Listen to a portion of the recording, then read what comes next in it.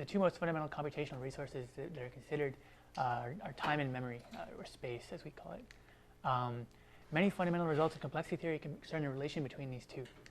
The one phenomena that we often observe is that even for very simple problems, it's sometimes possible to dramatically reduce the space without increasing time so much.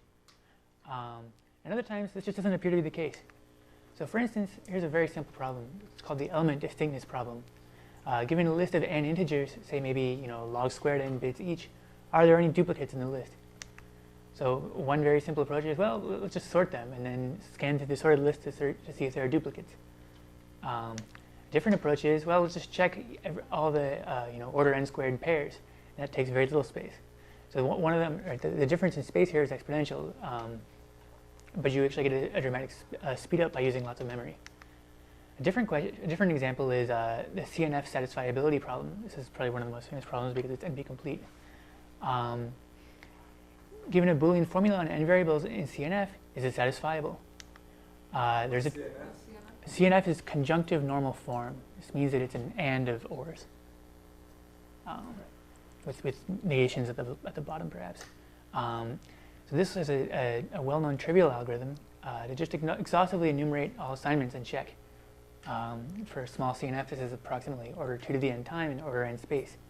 However, if the strong exponential time hypothesis holds, then there is no order 2 to the 1 minus epsilon n time algorithm, even with exponential space.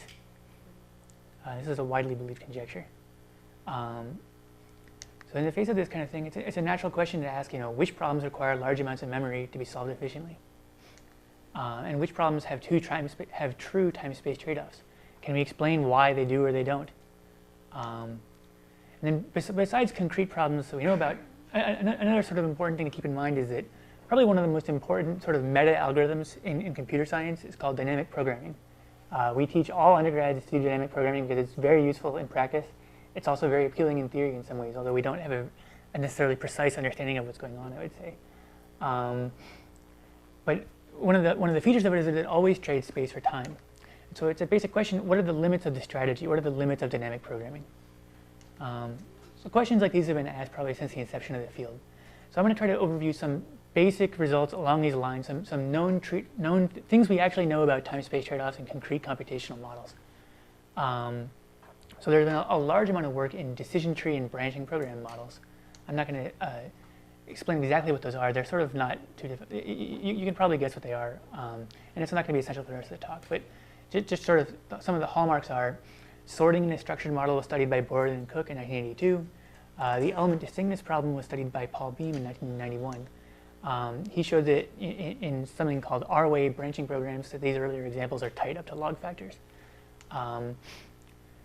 In a sort of a recent technical breakthrough, relatively recent technical breakthrough, Miklos Aitai gave an explicit function in P which only has sub-exponential size Boolean branching programs which have superlinear length.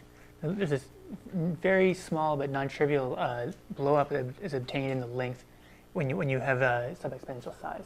Yeah? These are different models of computation, you're saying? Which? Decision tree and branching program models? Yes, they are. In a decision tree, right, each node there's only one path from the root. In a branching program, they might fold back together, essentially. They're not like short and complete? I mean, they only consider, like for any fixed decision tree, there's only a finite input. So it's not, you don't really think about it in terms of the, like Turing. But you consider sequences of them that are growing, so they're non-uniform. I mean, yeah. So for any Turing machine, you could explode it into a decision tree or a branching program, but you can't go back. So finally, the last one I want to say is that Aitai's result was extended to inapproximability for randomized branching programs in 2002. It's probably some of the most important results in these two models. Besides decision trees and branching programs, there's been a huge amount of work on something called pebble games on DAGs. So these are combinatorial games. They're not even really computational models. So a pebble game on a DAG refers to the following. Given a directed acyclic graph, we say that a pebble may be placed on any node, all of whose predecessors are pebbled, and you may remove any pebble at any time. The goal is to pebble all the nodes in some order, using very few pebbles ideally, and also very few operations. So pebble games, it's not a model of computation. it models the process of allocating registers to compute the result of a specific circuit. So it's relevant for compilers because compilers actually do generate, expression trees, and they try to allocate registers in some way. So this stuff was intensely studied in like the 70s and 80s. Many things are now known about pebble games. It's actually very difficult to survey the literature and say, what is even like, what are the stereotypical pebbling results? But I think one of the themes one of the takeaways is to say that high connectivity in the DAG inhibits efficient small space algorithms, and we have reasonably precise technical understandings of this. So one of the very earliest results, Paul and Tarjan in 1977 showed that DAGs built from expanders become exponentially difficult to pebble with reduced space. Even just like a constant factor of reduction in space can cause exponential blowup. Lipton and Tarjan showed that any planar DAG of fixed degree with n vertices can be pebbled as a non-trivial time-space trade-off. They showed that it can be pebbled with n to the 2/3 pebbles and n to the 5/3 steps. So any circuit that is planar has this property. There's some non-trivial trade-off that occurs. This is somewhat generalized, or I guess the specific result, it's not a generalization, but it's in the same flavor. Alon, Seymour, and Thomas showed that any DAG of fixed degree, which is free of KH minors, so it does not contain the complete graph on H vertices as a minor, can be for small enough H, this is you can non-trivially pebble it with few pebbles. So besides these models, though, probably one of the most compelling computational models is circuits. We'd like people to say things about circuits, really. And so I like to say, like, what results do we actually have in restricted circuits, in models where we could hope to do something, but where we can also try to capture things about something like dynamic programming. You can't really talk about dynamic programming in a branching program. It's a little bit harder. So in a very early and very famous result, Valiant in 1976 showed that any algebraic circuit over a finite field computing a linear transformation whose matrix has the property that any square submatrix is full rank, this circuit necessarily has the graph theoretic property of being a superconcentrator. Let me explain what a superconcentrator is. A superconcentrator of capacity n is a DAG, a directed acyclic graph with two disjoint, sort of distinguished sets of vertices, which I think of as being the inputs or the outputs. They have to be the same size, and the superconcentrator property states that whenever I have any k inputs and any k outputs, I can find k vertex disjoint paths connecting them. So somehow every collection of inputs and every collection of outputs are well connected. When Valiant demonstrated this, he imagined he might use it, to prove that the fast Fourier transform is tight. As it turned out, the superconcentrator property doesn't actually show size lower bounds. It turns out there are very small superconcentrators, and that was sort of a surprise in the field at the time. So although this result has somewhat turned out to be useless for actually showing running time lower bounds, it has turned out to be useful for time-space trade-offs.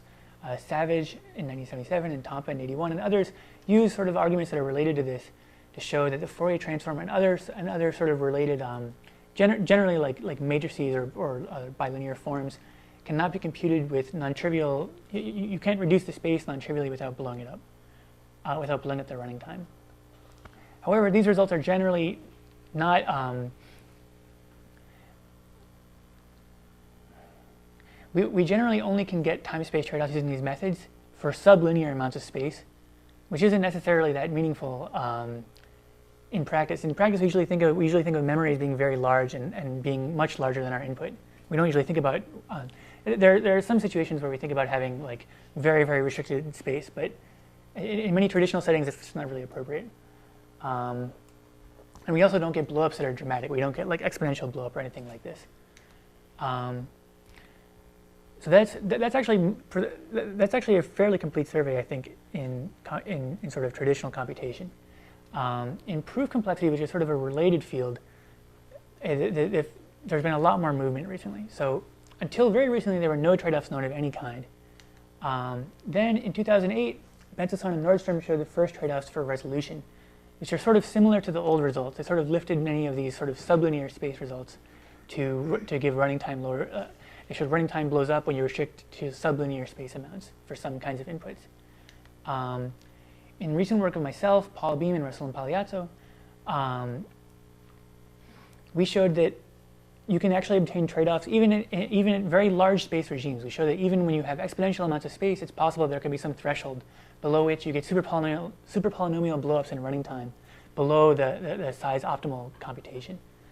And this result is different from previous time-space trade-off results in that many of these previous results, their techniques are sort of totally parallel to the techniques for size lower bounds, the techniques for running time lower bounds. Or they rely on these sort of pebbling approaches. Our result, however, is purely combinatorial, and it doesn't reduce to pebbling or anything like this. So to sort of explain how it's connected to other combinatorial running time lower bounds, I want to try to sort of give a broad, make a very broad statement about how computation size lower bounds are given in complexity theory. So many lower bounds follow a basic schema called the bottleneck counting argument. It's very broad and it includes many things, but it's still quite useful to think about actually. So Haken in 1985, in one of the first sort of intractability results, he gave something called the bottleneck counting scheme. So in bottleneck counting, the job of the prover is to you have to construct a map from input assignments to gates of the circuit or proof, and somehow show that the fraction of assignments going to any particular gate is small. Show that of all the assignments that you've decided to map, no more than an epsilon fraction go to any one gate. And clearly this implies that there's at least 1 in epsilon gates. Now, where does this map come from? How do we prove this? Well, it's different in many different cases. In Haken's work, this map tends to be sort of ad hoc. It's intuitive based on the problem that you're encountering. In the method of random restrictions, which is one sort of general approach, the map is sort of always given by considering a random restriction where we randomly fix many of the inputs to random values.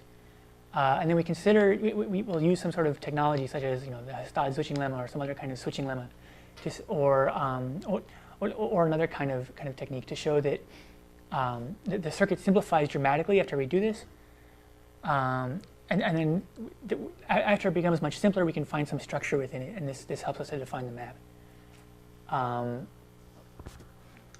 In probably the other one of the other main techniques here, in Borov's method of approximations, the map is not. We don't necessarily give a simple map where I take some assignment and I tell you where it's going to map, or I tell you where it's going to go. Instead, the focus is on building successive approximations to the gates of this circuit.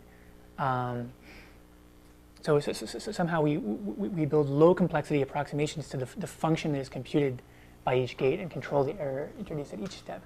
But these errors end up becoming where each assignment is mapped. So the statement that we make few errors at any step is the same as this epsilon bound here. So Janos Simon and others in 1997 and a later paper in 2013 just simply pointed out the commonalities of all of these.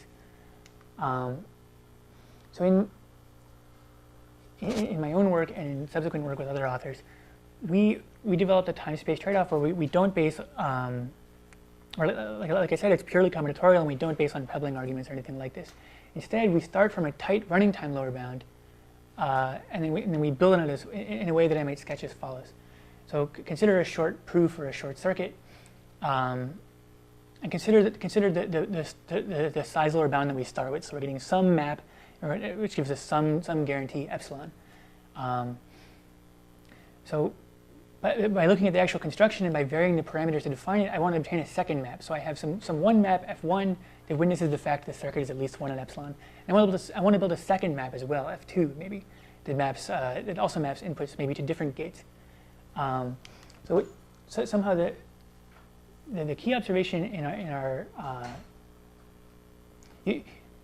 one of our key observations was actually that if you examine the proofs and you examine what's going on, you can actually prove a much stronger statement now. You can actually say that the probability that for any fixed G1 and fixed G2, the probability that an input maps to G1 under F1 and to G2 under F2 is now only epsilon squared. So somehow these maps are operating in an independent way. And so morally, if the size of the DAG overall is close to epsilon inverse, and somehow what we're showing is that there's some kind of weak expansion property between these two layers. So in this sort of picture, I'm sort of making an idealized situation where the yellow nodes, say, are the F2 and are the range of F2, and the green nodes are the range of F1.